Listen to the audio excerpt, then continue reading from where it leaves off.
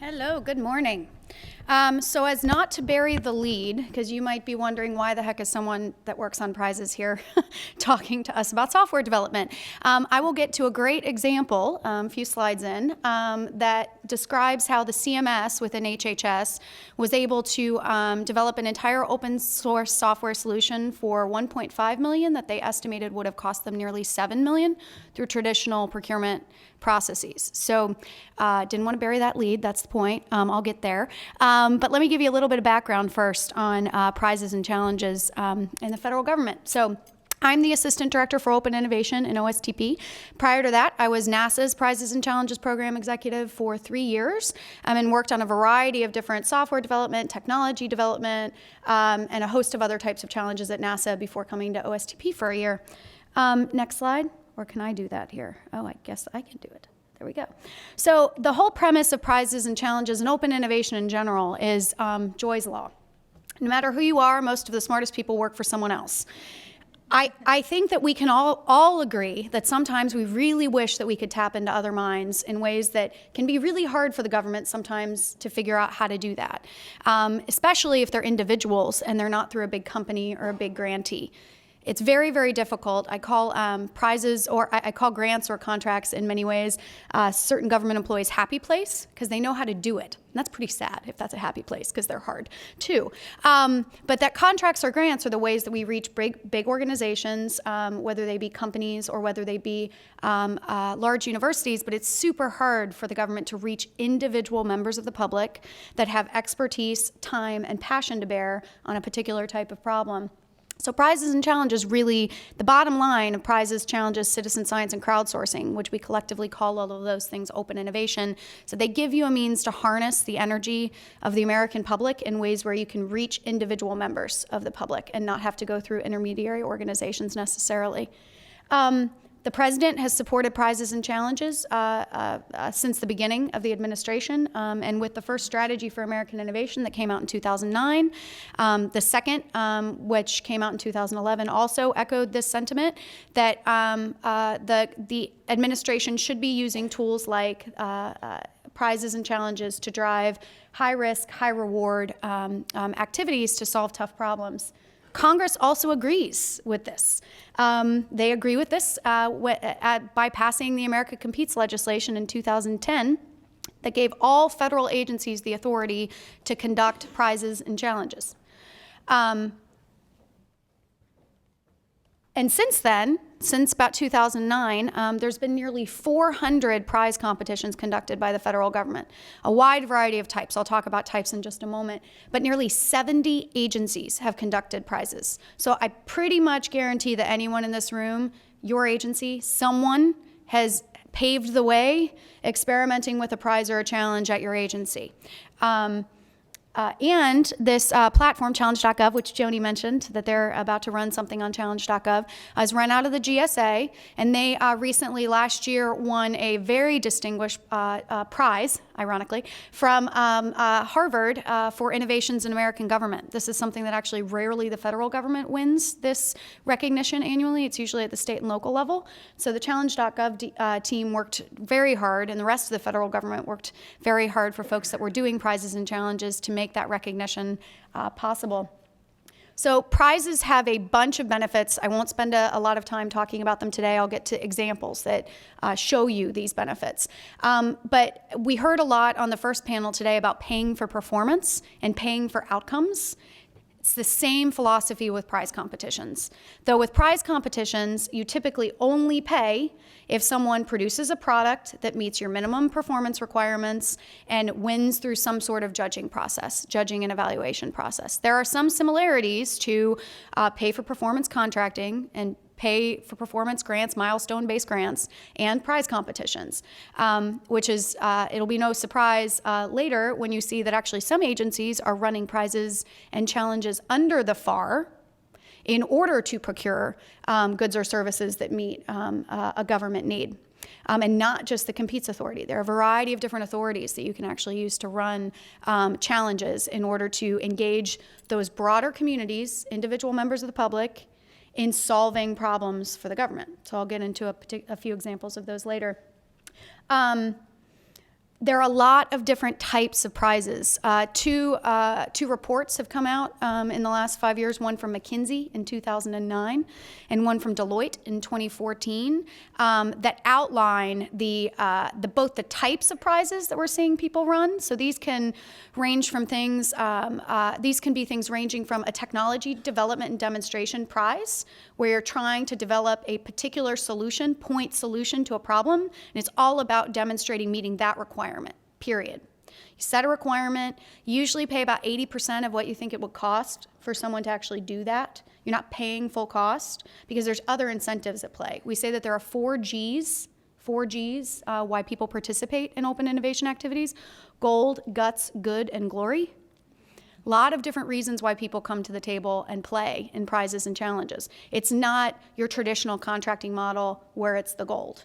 There are a lot of other ways that you can set up prizes and challenges to pull on some of these other incentives as well in those products. Also, you see prizes and challenges that are much more around trying to elevate good ideas. Sometimes we call those ideation competitions, where it's all about trying to identify good ideas, shine a light on those good ideas, and try to encourage the best ones to get developed. It's not necessarily about any particular point solution that meets a requirement that you're trying to drive.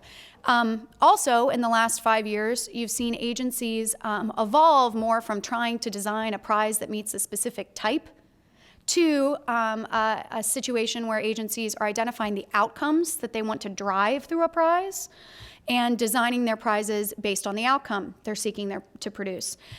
These are all listed on the right-hand side of the slide. There are 6 general ways in which we see agencies trying to achieve a variety of different outcomes through prize competitions. This is a vast scope of ways that you can use this tool. And so I say that to make it clear that if you've seen one prize, you've seen one prize.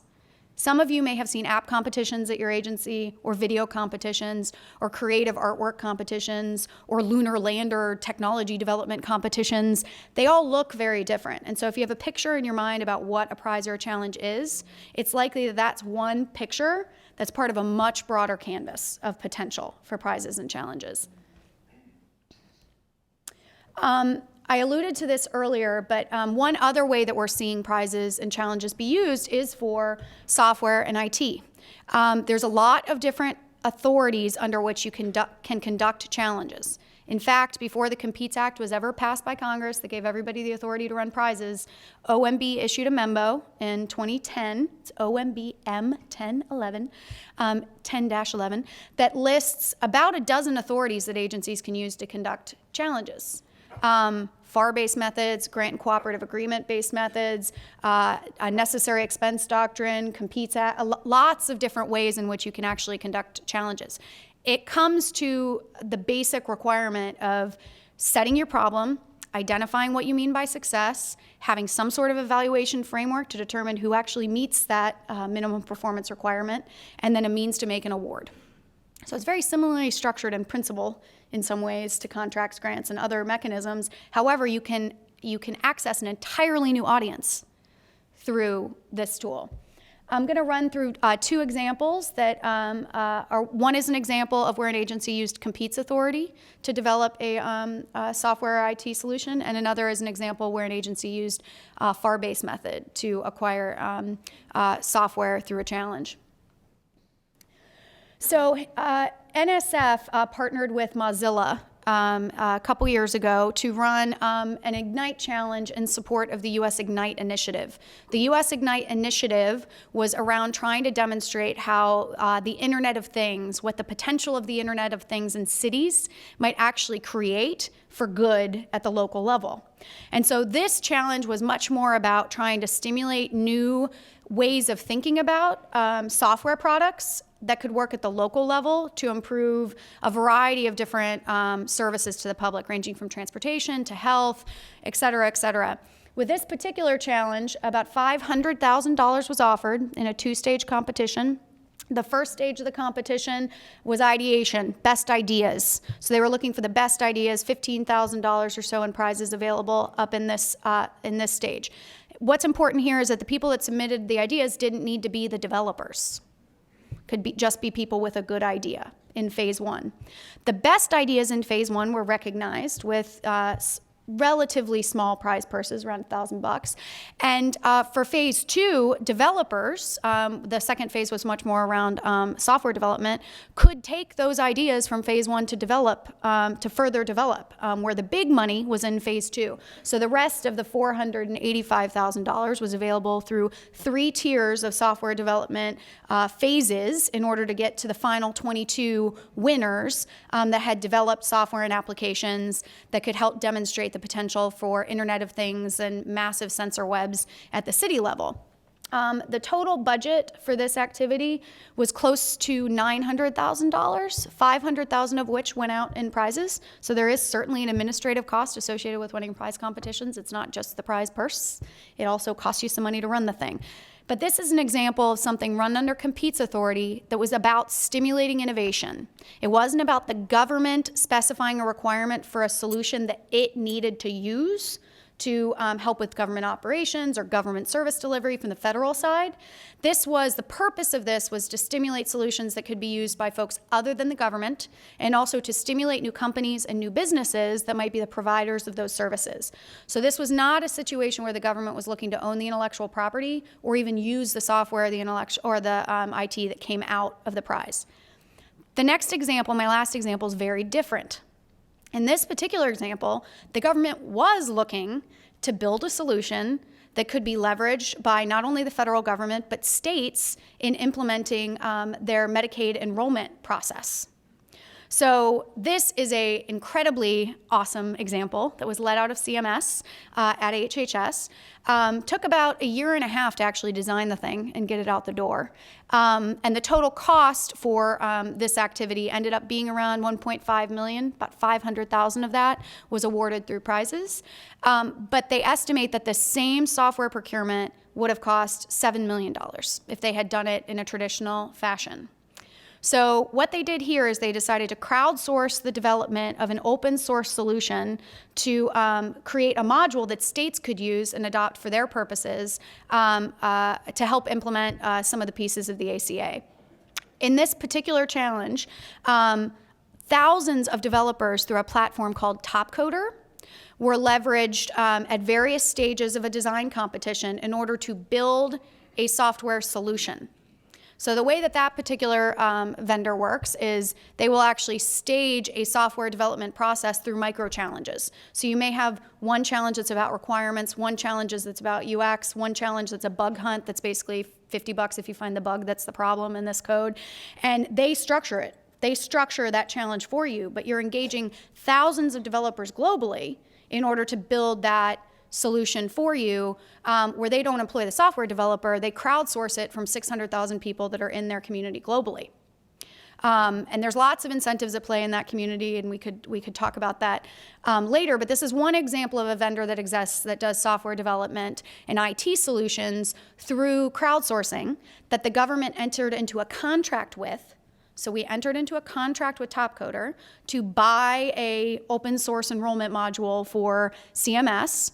And then that vendor was providing, through a crowdsourcing function, engaging thousands of potential subcontractors, just only paying the subcontractors that did the best job at various stages of that software development lifecycle in order to deliver to the government the product that they wanted at the end of the day. Now, 2 states, both Minnesota and South Carolina, I found out yesterday, are now working to implement this solution in their state, this open source solution that's now available for R50, but is being piloted in 2. These all fit into an activity that I'm leading out of OSTP that Tom may have talked about a little bit earlier, called the Innovation Toolkit.